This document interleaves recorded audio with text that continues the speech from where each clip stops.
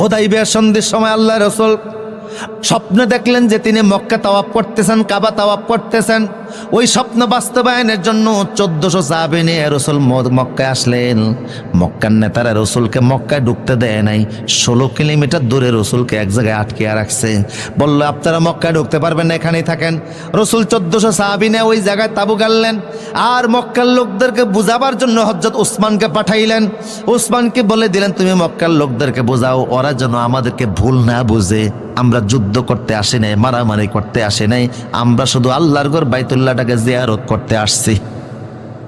কথা বুঝেন কিনা? কি করতে আসছি? কাবা জিয়ারত করতে আসছি। আমাদের ঘর সুযোগ দেখ, আমরা জিয়ারত করে 2-3 দিনের মধ্যেই মক্কা ছেড়ে চলে যাব। এই কথাটা গিয়ে বুঝাও। হযরত ওসমান এই কথা বুঝাবার জন্য তিনি মক্কায় আসলেন। রাসূল ওসমানকে কেন পাঠালেন? কারণ মক্কার ধনী হোক গরিব হোক এমন কোনো মানুষ ছিল না যার প্রতি হযরত ওসমানের ইহসান ছিল না। ওনার দয়া দক্ষিণা সবার উপরে ছিল। হযরত ওসমান রাত্রিবেলা গিয়ে আপন চাচাতো ভাইয়ের ঘরে উঠলেন। চাচাতো ভাইকে বললেন, সকালবেলা তুমি মক্কার নেতাদের সঙ্গে আমার সাক্ষাৎ করাই দিবা, রসুলের মেসেজটা আমি ওদের কানে পৌঁছাই দিব। আমরা যুদ্ধ করতে আসি নাই, শুধু উমরা করতে।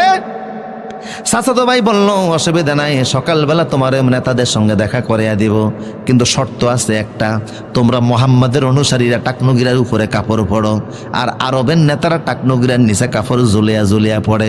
এখন ওদের কাছে যদি তুমি এই অবস্থায় যাও যে তোমার কাপড় নেসপেসাক হাঁটুর নিচে, টাকনুগিরার উপরে, ওরা তোমার দাম দিব না।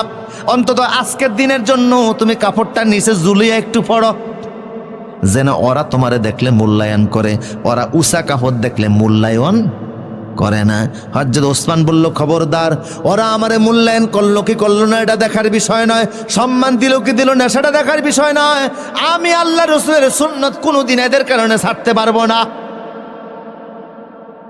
লা আতরুকু সুন্নাতা হাবিবিল হাউলাইল হুমাকা, এই গর্দাবদের জন্য সুন্নাত ছাড়া আমার পক্ষে সম্ভব না। বলুন আল্লাহু আকবার। তাহলে আমার ইসলামের সংস্কৃতি আছে না নাই? আদর্শ আছে না নাই? ইসলাম কবুলের পরে অন্য কোনো ধর্মের আদর্শ মানা? আজকে আমরা ইহুদি খ্রিস্টানদের খেলা নিয়ে মাতামাতি করি, এদের জন্য পতাকাটা নাই, এদের খেলাকে সমর্থন করতে গিয়ে জীবন হারাই। এই সুযোগ ইসলামের ভিতরে নাই।